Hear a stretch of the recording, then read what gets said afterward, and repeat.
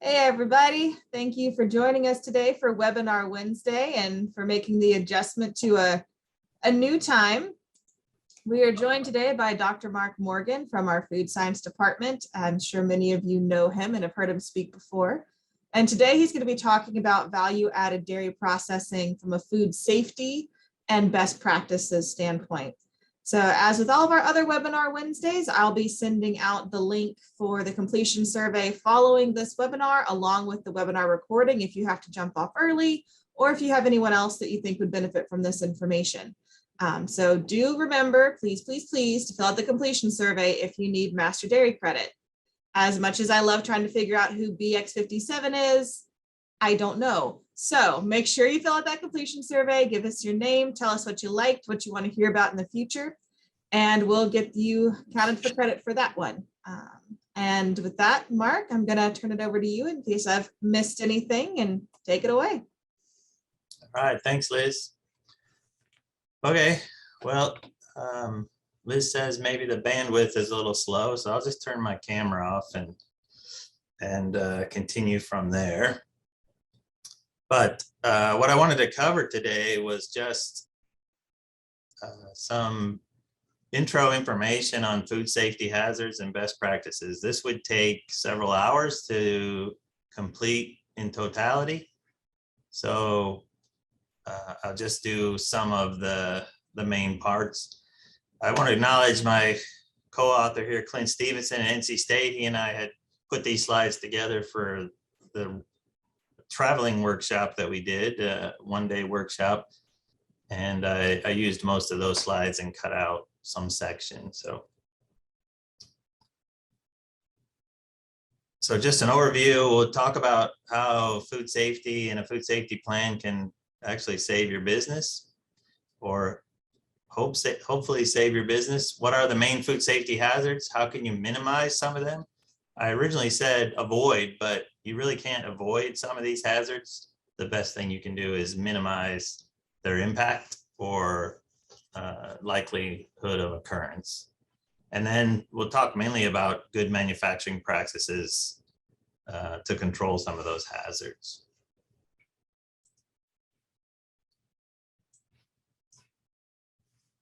So I'd like to start with some of these foodborne illness outbreaks and recalls that we've had recently. These are from 2021.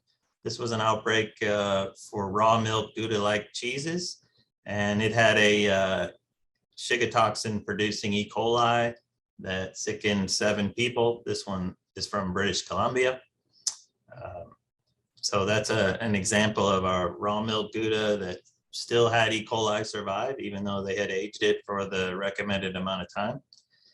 Here's a fresh type cheese. Soft and fresh cheeses are more susceptible to bacterial contamination without the aging process.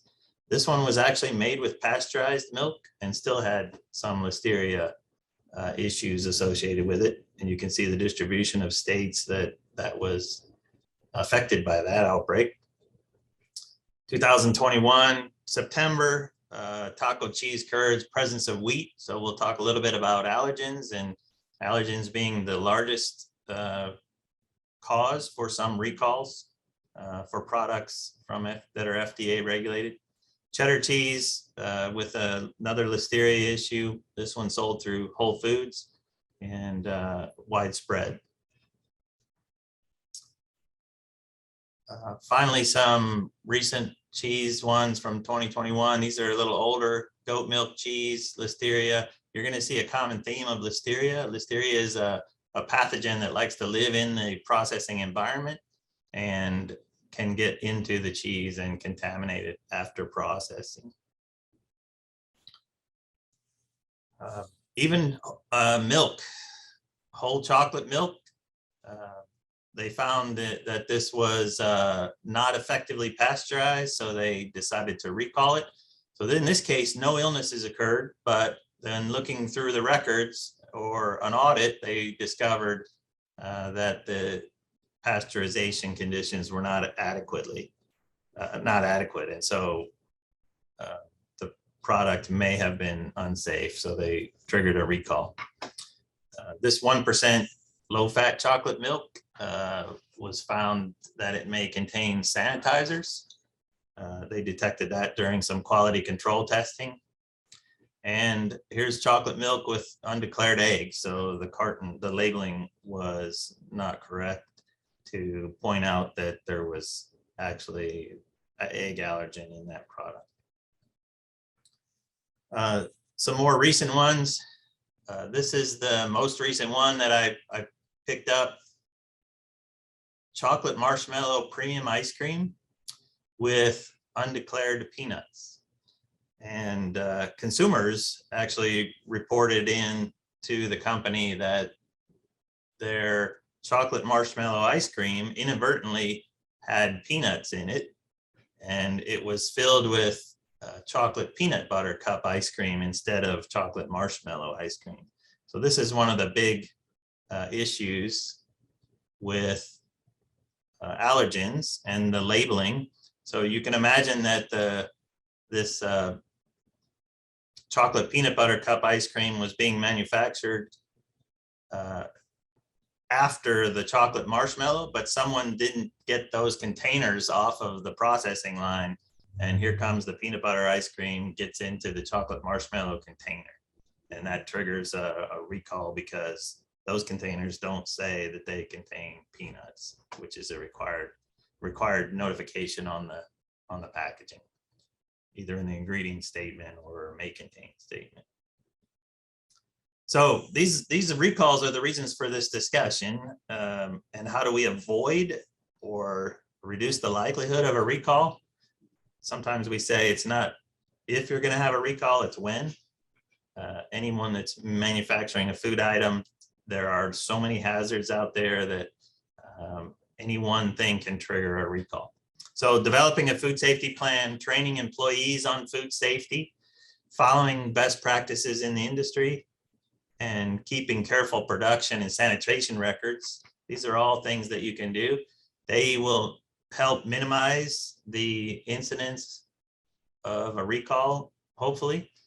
And the biggest thing is to really make food safety part of the business culture. Don't risk your company or your product's reputation by skimping on food safety. It's just not worth it. And we'll see. And so some of these recalls that you saw, some of those companies may have gone out of business because of the recall and the litigation and all the things that occurred. So every manufacturer needs to be ready for a recall. And some of the things that we're going to talk about here today are just practices that you put in place every day to try to minimize this likelihood. So if you were to guess which of these items could be a safety hazard in food processing, and if you guessed all of them, you would be correct. There are physical hazards, there are microbiological hazards, there's even radiation hazards and chemical hazards. So the basic categories are physical, chemical, and biological hazards. And where do they come from? Well, they can come from the people in your processing plant. Either they carry some biological hazards on them, or they have jewelry, for example, could be a physical hazard that falls into the product, or even chemical hazards. Ingredients, they could come in from the ingredients that you're using in your product, or they could even come in from the environment in your processing environment, your processing facility. So sanitizers, organisms living in the cracks and crevices of your facility, or even wood fragments from pallets or glass from containers, things in the environment of your facility. So physical hazards can be brought from outside or from within your facility or from employees. And here's just some examples. It doesn't take a very large physical hazard, a physical object to cause a health hazard. Mainly choking hazards is the primary concern. Something that would be a significant health hazard may get lodged in someone's throat and cause a choking hazard. Chemical hazards, I mentioned cleaners, lubricants, and sanitizers, things that you're using every day in your facility, but somehow unintentionally get into the product. Those are not as common of issues in products that are recalled. but undeclared allergens are in this chemical hazard category. So even though they come from a biological source, the allergens are considered chemicals because they're not living organisms. They're just proteins that come from these products.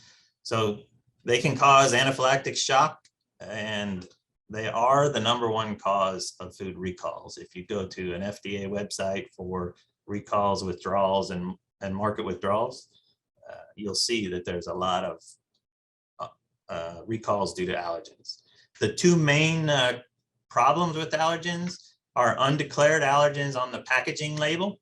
So the packaging label is either incorrect or it has the wrong product in the wrong package.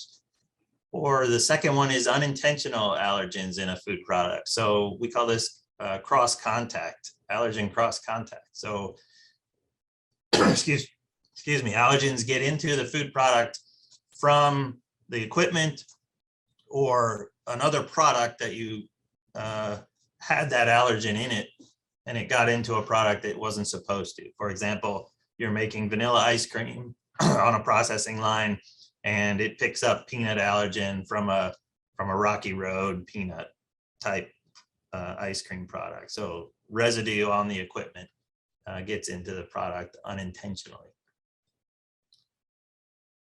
All right, so allergen hazards, the best practices here are really to know the allergens in your facility, know which allergens you have and where they are, and treat those allergens like toxic substances, like true hazards. The only way that a person who has a food allergen can avoid that allergen is to avoid products that have it listed on the label. And so if the wrong product's in the wrong package, then they can't avoid it. Or if the package is not accurate, then they have another issue. They wouldn't know that it was in there. So sanitation is the key to eliminating this unintentional allergens, eliminating the residue on equipment. And so that's sanitation is very important if you have allergens in some products and not in others. And also have procedures to review the labels that you're going to put on packaging. When you receive labels, make sure that they are correct. They have all of the allergens listed, and you make sure that the labels are attached to the right packaging. So allergens where they aren't supposed to be is a hazard, and improper labeling for products containing allergens is the other. So that's the #1 hazard. The #2 is probably biological hazards, just as concerning, and sometimes even more of an issue in terms of hospitalizations and foodborne outbreaks, biological hazards. Typically pathogenic bacteria that get into products. So we'll just talk a little bit about bacteria, small microorganisms that exist in a range of environments. They can live in food, they can live in water, they can live in your facility, in soil, dust particles.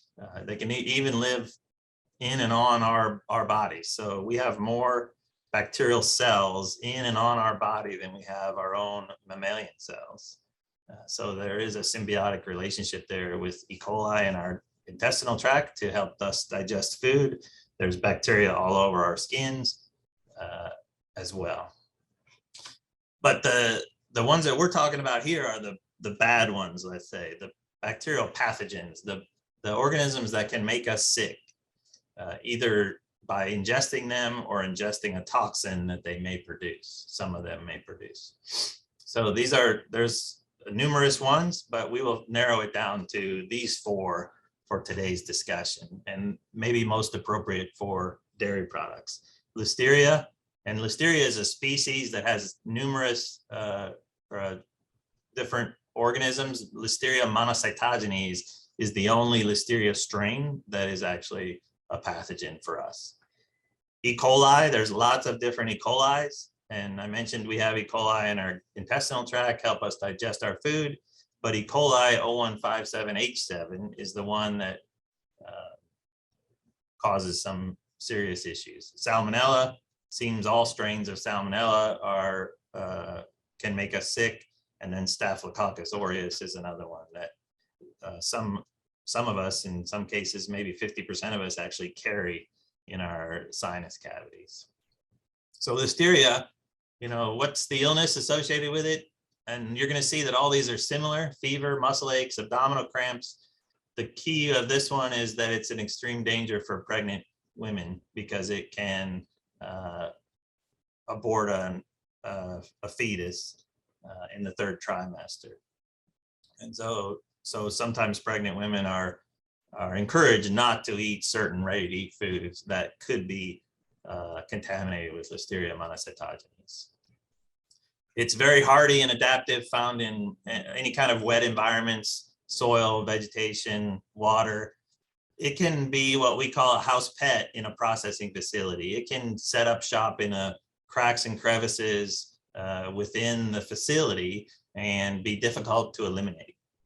One of the main concerns with Listeria monocytogenes getting into your food, even at very low levels, 1 or 2 organisms in a product, is that it can grow and multiply in your own refrigerator. So if you put a product in your refrigerator that has 1 or 2 organisms in it, most organisms won't grow under refrigerated conditions, so they won't multiply and get to high enough levels to make you sick. Listeria will. It can grow in refrigerated conditions, and that's one of the biggest concerns about it as well. Listeriosis is the actual illness. There's maybe 1,600 reported cases annually, and I mentioned that it's a high risk for pregnant females. E. coli 015787, similar type of symptoms, including nausea and vomiting. Illness can last up to 10 days in less severe cases, or it can even result in death. And if you remember years ago, the Jack in the Box hamburger incident, where there were some fatalities, at least one fatality from ground hamburger that was not cooked fully to kill E. coli 015787. So pathogenic E. coli can survive for extended periods of time in different environments. E. coli typically gets into our food from the fecal oral route, which sounds disgusting, but it typically comes from animal feces. And transmission is common in dairy products through raw milk. So raw milk may have E. coli in it, if not prior to pasteurization. So it's really this one strain that we're worried about, and this can cause different illnesses that can have different severities. Kidney failure is one. About 100 E. coli organisms is all it takes to make someone very sick. And I mentioned it's in raw milk. It could be present in 2 to 5% is one estimate of raw milk samples. Salmonella is the third one. So this has similar symptoms. Illness can last several days. It's found in similar places, transmitted through water and fecal matter again. It can get into product by contaminated udders and teats of animals. Also found in raw milk. And the main mechanism for it getting into product is through people and unclean equipment in the processing environment. So people touching something that has salmonella and then touching equipment or product that has already been processed, or unclean equipment that may have salmonella in it. Even some dry ingredients are known to allow salmonella to survive in a dry environment. Listeria is typically associated with a wet environment. Salmonella is in many cases associated with drier environments, powders and powdered environments, powdered ingredients. The illness can be, again, serious or fatal and can be treated with antibiotics, but for some individuals, it can cause long-term health issues that last for several years. So you can have some subsequent long-term effects. The last one, Staph aureus, again, similar types of symptoms, quick onset. This one would happen, you would start to see symptoms very quickly within a few hours of ingesting enough Staphylococcus that it has created a toxin. And that's what's different about Staphylococcus aureus. It generates a toxin that makes us sick.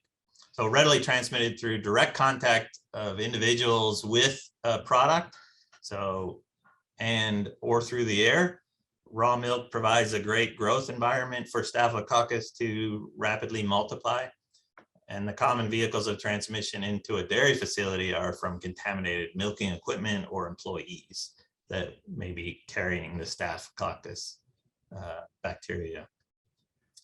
So the problem with staphylococcal food poisoning is that when it gets to a certain number of bacteria, let's say 100,000 per milliliter, it starts to produce a toxin.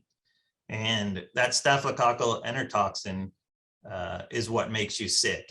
And your body rejects that toxin one way or another, let's say. So one of the downsides about this toxin that it is heat stable. So if the organism grows in milk and creates the toxin may survive further processing. It may survive the pasteurization step. All right. Well, for many of these organisms, biofilms are one of the concerns that we have in equipment. And I mentioned equipment is a source of some of these organisms getting into final products.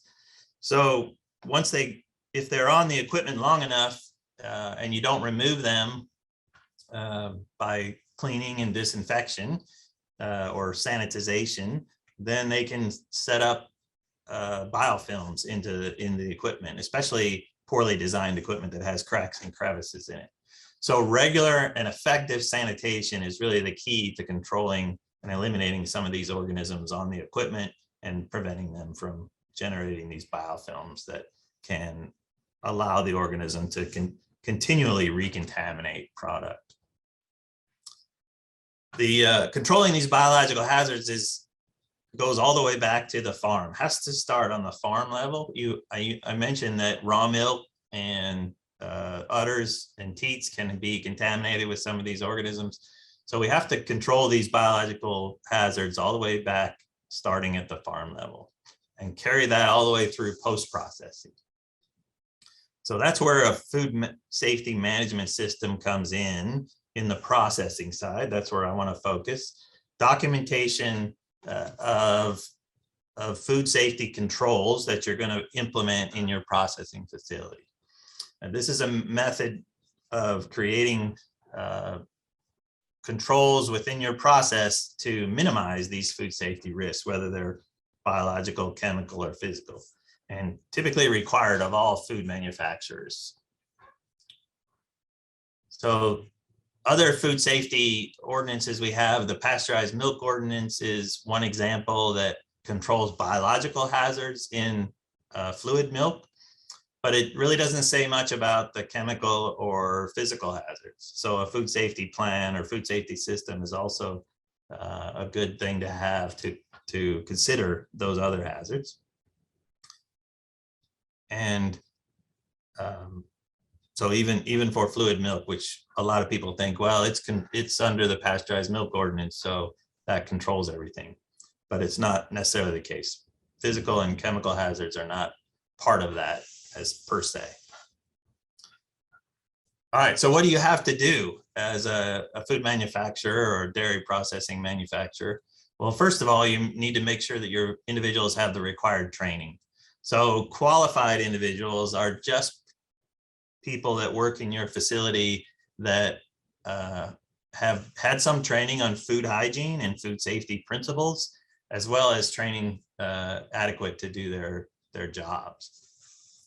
The preventive controls qualified individual, someone who's a qualified individual with additional training, has training on how to develop a food safety plan and how to create these preventive controls in the processing environment. So there are courses that can get someone qualified as a preventive controls qualified individual.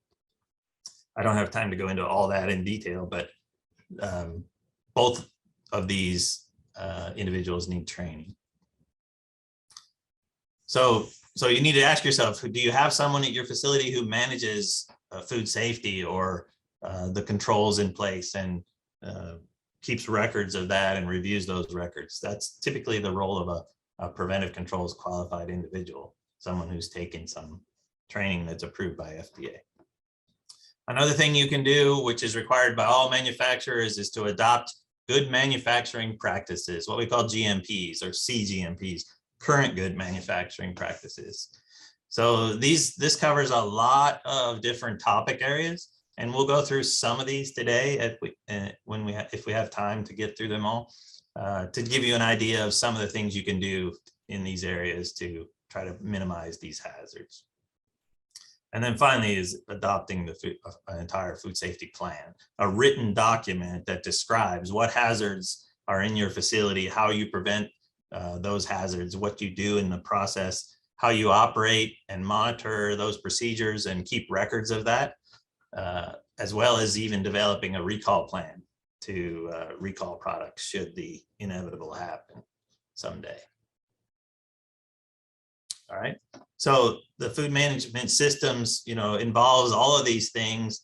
We're only going to be able to talk about a little bit about some of these first two today, and not even all of the good manufacturing practices, just some of them that are relevant or easy to control in a processing facility. So I mentioned GMPs covers everything from personal health and hygiene of your employees to pest control, to the facility itself, the sanitation and cleaning of equipment, handling and distribution of materials, training, etc. So let's just start with pest control. What are the common pests? Well, cockroaches, bugs, insects, flying insects, rodents, and birds are maybe the most common ones. What's the best strategy for pest control? Simple. Keep them out of your facility. If at all possible, keep them out of your facility. Once you have an infestation of any of these, you have a bigger problem to control and handle. So keeping them out is the best strategy. Cockroaches carry bacteria on them. The way you can try to prevent that is by eliminating debris and hiding places in your facility, sealing any cracks and crevices in the exterior or foundation or infrastructure, inspecting ingredients and products that you receive, and even packaging material. Cardboard boxes even can harbor some of these pests. So inspecting all of those on your loading dock or just prior to coming in your facility. Doesn't mean that you can totally prevent them from getting in on some of those ingredients or packaging materials, but do a very good job of inspecting those and looking for signs. Chemical pest control can be used inside of a food plant, but it's very sensitive, let's say. You have to use the proper chemicals, has to be done by someone trained, and it's not that easy to treat all of the facility when you have food ingredients and food products around. Flying insects, maybe the most common is a housefly or fruit fly, and they can carry a lot of bacteria on them. They contaminate essentially everything they touch. How do you control flying insects? Eliminate breeding sites inside and outside your facility. Even where your trash is outside, get it away from your facility so that you're not breeding those insects near the entrances to your facility. Prevent them from entering with screens or air curtains that prevent them from flying in.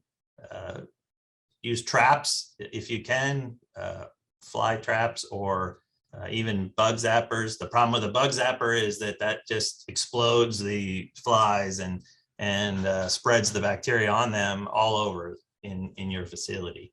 So if you have bug zappers or traps, keeping them away from exposed product is an important one.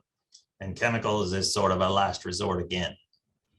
Rats and mice, they carry disease and can transmit disease, can cause significant damage to your products and raw materials. Again, the best thing is to put bait stations outside your facility. They try to run along the facility. Hopefully they go into the bait station and you catch them outside before they get into your facility. Making sure that all cracks and crevices are sealed up in your facility is another way to prevent them from getting in. So eliminate hiding places within your facility, remove food and water sources, making sure there's no residue spilled onto the floor, whether ingredients or product, sealing cracks and openings. Physical measures such as traps that you check daily, and ultimately you can use rodenticides where food is not being processed. So maybe utility rooms or other areas where there's no product exposed. Birds, they can also carry different diseases, especially their droppings, feathers, things like that. Salmonella is common with avian species. The best way to control them is to eliminate nesting sites, feeding sites. Don't let them nest near your facility. Try to have if you're building a facility, don't put features on the outside of the building that would allow them to roost or nest. Making it simple as that. Repellent is a system such as decoys and things may help deter them from getting around your facility. Exterior grounds of a facility, keeping a vegetation away from your processing area is one way of eliminating a lot of the pests. Having paved pathways where possible. And if you're on a farmstead, operations should take care to minimize any cross-contamination from the animals, the production side to the processing side. So whether that's foot baths, when people walk into the facility, they walk through a sanitizer bath, or they're changing their boots when they walk into your processing facility. There's a lot of things that can be transmitted from just the ground and your shoes walking in and out of a processing area, especially on a farm. All right. Another thing about the facility is what we call hygienic zoning, and that is just separating different workers or materials or equipment based on function. So if you have office areas are what we call a basic hygiene area, raw materials and receiving. Raw materials can have some contaminants on them. So that's a basic hygiene area. Finished product, we hope already has packaging on it to protect it. And then inside the facility, we have a medium hygiene area where we might be doing some pre-processing, some weighing and setup. And then the highest hygiene area is that area where we're actually processing the product, where we're packaging the product, and it can get contaminated from air or the dust in the environment in the facility. So minimizing dust and having HEPA filtered air in this highest hygiene area can prevent some of those environmental contaminants. This is where we would want to make sure we clean and sanitize rigorously to prevent any pathogens from setting up shop in this part of our facility, for sure. We don't want them in any of the part of the facility, but this part, especially if we have a ready-to-eat product that's being made like ice cream, we don't want anything like Listeria getting into that packaging or into that product prior to packaging. So HEPA filters remove dust, moisture condensation, airborne contaminants. That's a good way to minimize some of the airborne contaminants. Floors and walls, we want to make sure we eliminate any standing water, that there's enough adequate drains to allow water to drain off the floors, and sloping is important. The walls and floors and even the ceilings need to be smooth, non-absorbent materials, durable, easy to clean. We don't want floors that are cracked with crevices. That's where it's difficult to kill the bacteria when they get stuck in these crevices and start to generate biofilms. This is a nice picture of a processing facility even built in a shipping container. So you can see it very easy to clean walls, floors, and ceilings using fiber reinforced plastic, FRP panels or something, polyurethane or epoxy type flooring material, easy to clean. Equipment needs to be easy to clean and sanitize, no harborage points, cabinets on the floor, things like that, where we're going to hide insects or rodents can hide, etc. If we talk about, so that's really the facility. If we talk about personnel health, about 20% of foodborne illness outbreaks can be traced to an ill food worker. All right, so there's about 5 infectious pathogens that cause foodborne illness. Hepatitis A virus is one, norovirus, E. coli, salmonella, or others, shigatoxin, or staph. So it's critical to document and have policies requiring sick workers to stay away from the processing facility. That's part of the food safety culture, that you don't question a food worker that says, hey, I'm not feeling well.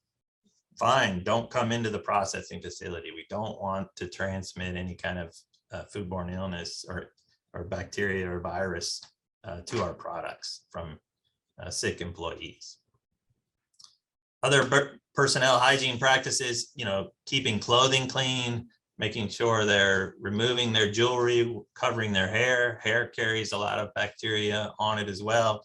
Wearing gloves if we decide that's appropriate for the product, but mainly washing hands and keeping footwear clean. Those are the two primary things. So proper hand washing sinks and practices for hand washing can go a long way to minimizing risk from your personnel. As far as sewage and disposal of garbage, making sure that we get rid of those to minimize odor and reduce pests and other food safety hazards, and that we have approved use of a public sewer or septic systems.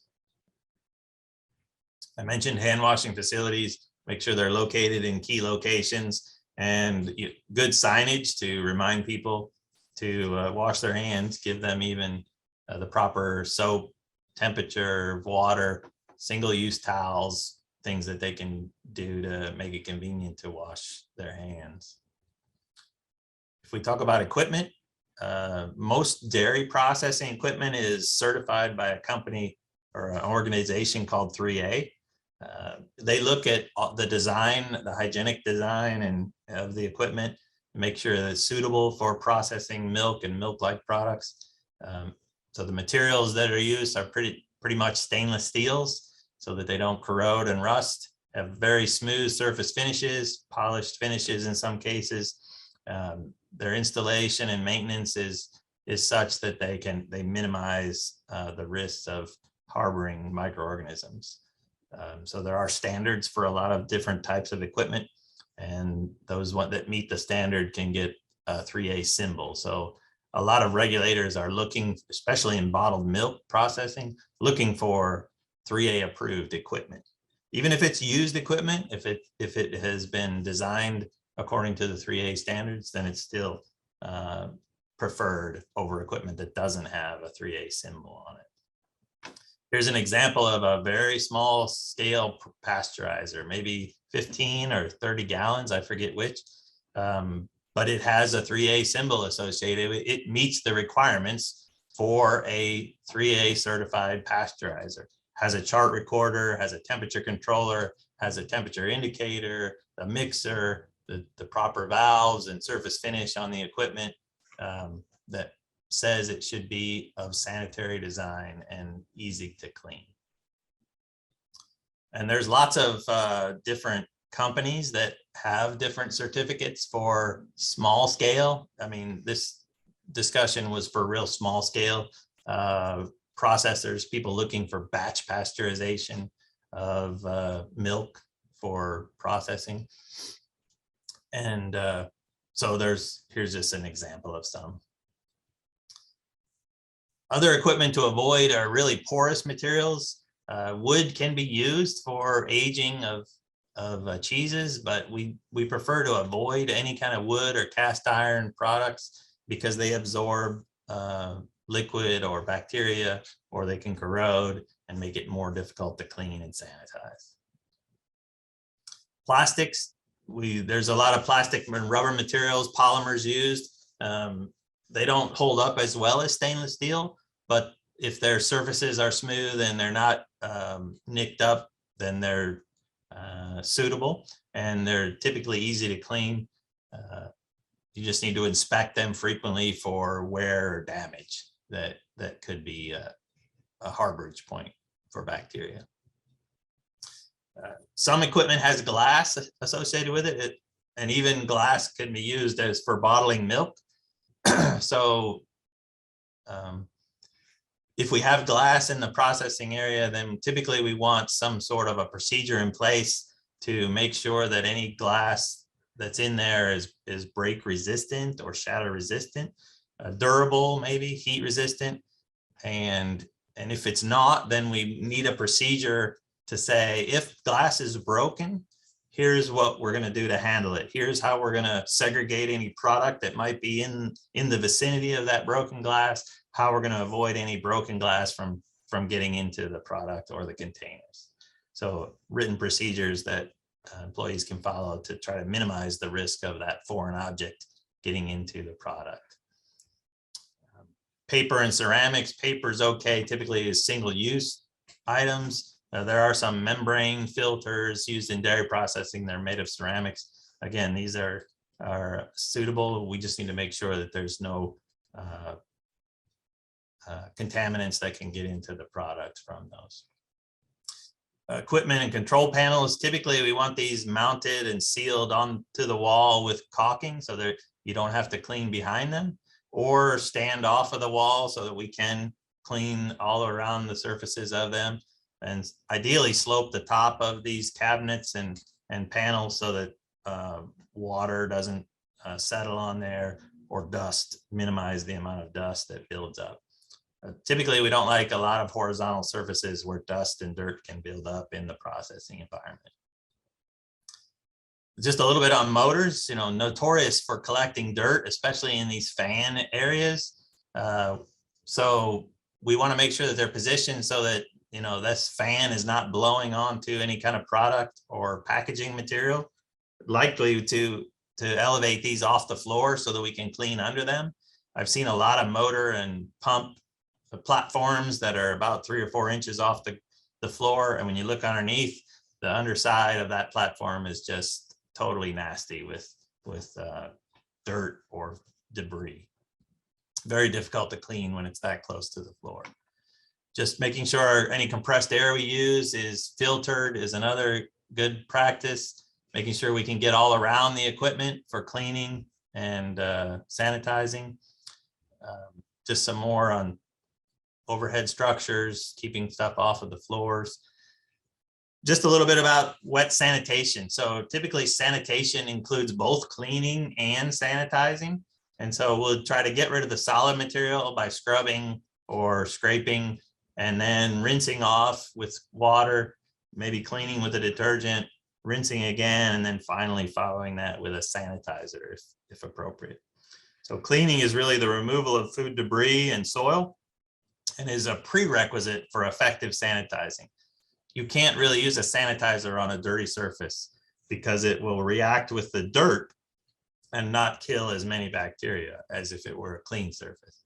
So sanitation usually occurs after cleaning with chemicals, could be used heat as well. And we're trying to reduce the population. We don't eliminate the bacteria, but we try to reduce it to significant, at least small numbers. All right.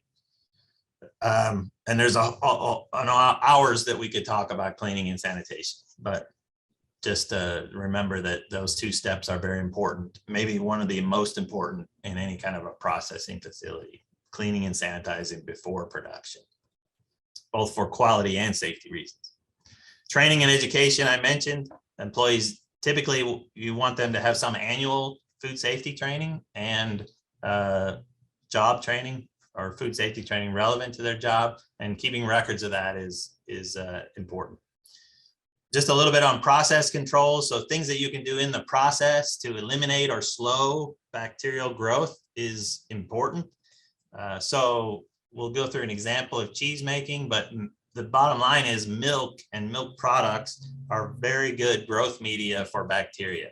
So if a bacteria gets in there of any strain that you don't want, it's going to grow quite rapidly. And that could cause off flavors, quality issues, or even these safety issues if it's one of the 4 we mentioned pathogens. So typically for process controls, we try to use a hurdle effect so that we can minimize the survival or probability that we have bacteria. We can use a thermal treatment. So treating the milk prior to making cheese. This example is cheese making. So treating the milk to reduce any pathogens that might be in that milk is a good idea. I know it's not required for some raw milk cheddars and things like that, but definitely heating the milk is a safer procedure. Cooking the curd also is another hurdle. So once you've curds have developed and you're cooking them, that can make sure that no bacteria has gotten in during that step in the process. And then acidification and loss of moisture, lowering the pH of product will eliminate a lot of the bacteria from growing and can allow us to select for the good bacteria if we want to use those in a fermentation or something. Salting is also something that will select or control the growth of bacteria. They don't grow very well in salty environments. And then finally, even aging, like a raw milk cheddar, aging it for 60 days as required by law, ideally eliminates many of the pathogens. But there have been studies to show that E. coli can survive even a 60-day aging period if under the right conditions. So there's no guarantees that aging is going to control pathogens. This is just the pasteurization criteria from the PMO, heating the product to meet a certain target temperature and holding it there for one of these recommended times to make sure that it is quote unquote pasteurized. And that should eliminate any of the pathogens that we're talking about that are present in the milk. It doesn't kill all the bacteria. It won't make the milk sterile per se, but it will make it safer and knock down the primary pathogens. So in summary, what I want to say is that sometimes your processing steps in your facility when you're making value-added products can actually worsen the food safety conditions of the product. If you don't have sanitary conditions and utensils, you can be recontaminating product that you thought was already pasteurized or safe. So an example is pulling an aged cheese out of an aging room and starting to slice it and package it. If your slicing equipment or your utensils are contaminated with Listeria, you've now inoculated that cheese with a pathogen, and then you're going to wrap it up and put it back in a refrigerator. And what did I tell you about Listeria? Listeria can grow in a refrigerator. So that can actually make the product less safe. So other steps that you're doing in your process are ideally there to improve the safety. You just have to be careful that some steps can, if not done properly, can actually make food safety concerns worse. So knowing the risks of your product, do you have a risk of Listeria? Do you have a risk of Salmonella? What are the risks? Do you have risks of glass in your facility getting into your product?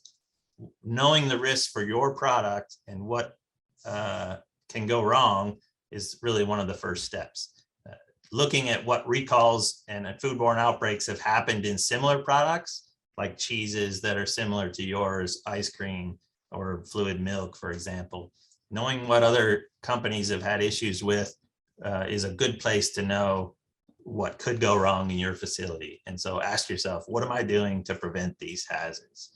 All right, and then document those steps that prevent or minimize those hazards, especially bacterial hazards, bacteriological hazards.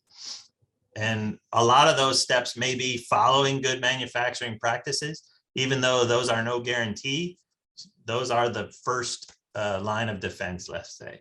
Making sure that you're following all of the good manufacturing practices associated with processing food items, especially dairy products, which are good growth medias for bacteria. And then on top of the good manufacturing practices, developing a food safety plan that targets specific hazards that you know are likely to occur, like Listeria getting onto sliced cheese or Listeria getting into ice cream. And the incidents with Bluebell a few years ago was from condensation in the plant that carried Listeria and dripped into the containers or the product and contaminated them with Listeria. So things like that can happen. Something as simple as condensate dripping from a piece of equipment getting into the product is a concern. And I didn't mention here the allergens hazards, right? In this summary, I should have said something about allergens, making sure you know what allergens you have in your facility, if you have allergens that are unique to certain products. If everything has milk in it and that's the only allergen you have in your facility, then you really don't have a cross-contamination issue. You just have to make sure that it is on your label that this product contains milk, even if it's obvious that it is milk and it contains milk. It is required by the regulations. So knowing that you have any kind of allergen, whether it's wheat or soy or peanuts or tree nuts or anything like that that could be in some of these dairy products, and handling those as if they are toxic chemicals, making sure that they're labeled properly on the products that they're supposed to be in, and they don't get in the products that they're not supposed to be in. So I hope that helps. That's just a slight intro into food safety. And my message is to you is, this is not all doom and gloom, but you can't take food safety for granted. There are a lot of issues, outbreaks that happen from food safety issues. And this one by Peanut Corporation of America basically was a huge disaster. Hundreds of products were implicated because they were using that peanut ingredient in different products. And a lot of the issues that are associated with a recall or a food safety outbreak, a lot of direct cost involved and loss of product, lots of lost sales. You could have insurance impacts. You could be uninsurable, or your insurance premiums go up, your product liability insurance goes up. You're going to have lawsuits if someone is injured enough that they have hospitalization or worse. And ultimately, it damages the brand image of your product. So in many cases, your company may go out of business. You may not be able to survive these financial or brand image issues. All right. So if we have a few minutes, if anyone has any brief questions, I'll be glad to try to answer them. Thanks, Mark. Great presentation, and a lot of things that I hadn't really thought about being hazards. And I know you and I have talked about it before, but I feel like I always learn something else, like, broken glass and loose bolts or nuts, like things I wouldn't usually think about trying to filter out of my dairy products. A question I've been getting a lot from several different agents, I'm including one on here, was, are there any other trainings and certifications that our producer processors could go to around food safety and food handling? And who better to ask than you? So there is the FSMA training, we refer to it as Preventive Controls for Human Foods. That is a 20-hour course on food safety and food safety plan development. And that will result in the individual taking that course being this preventive controls qualified individual. So meeting the regulatory requirement of having someone go through that process. There are courses on good manufacturing practices, either online or in person.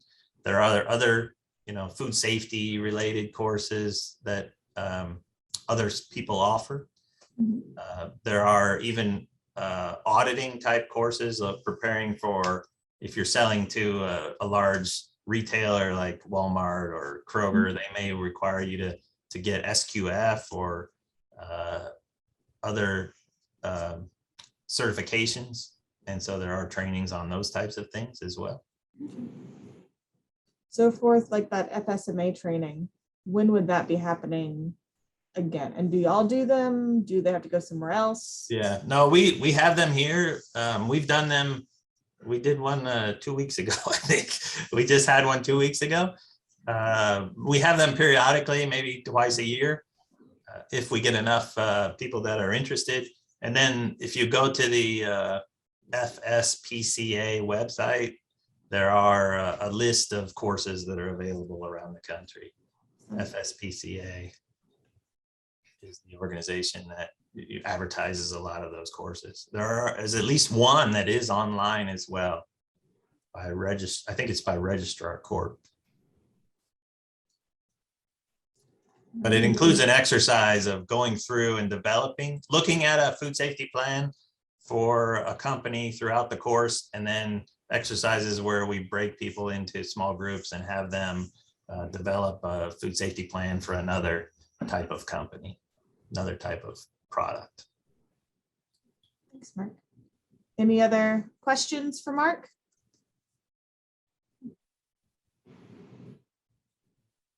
All right, very good. I'm sure if anyone is interested, they can contact me.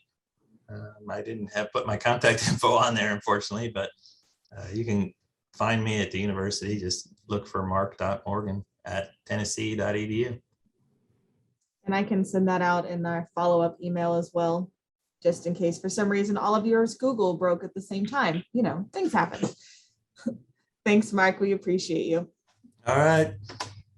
Have a good rest of your day. Bye, everyone. Thanks.